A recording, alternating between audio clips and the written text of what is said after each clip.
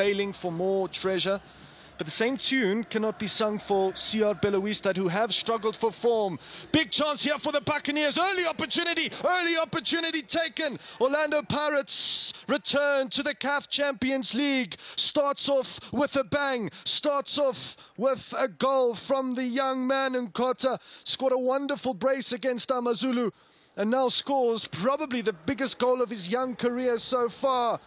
And Algiers goes quiet, because Orlando Pirates have snatched the lead against CR Bellowistad.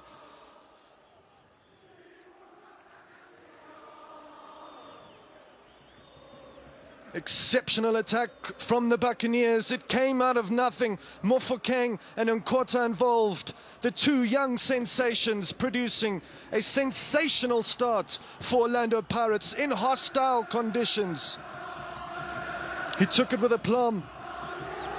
Cool in the face of pressure, with the goalkeeper bearing down on him, with the defender breathing down his neck.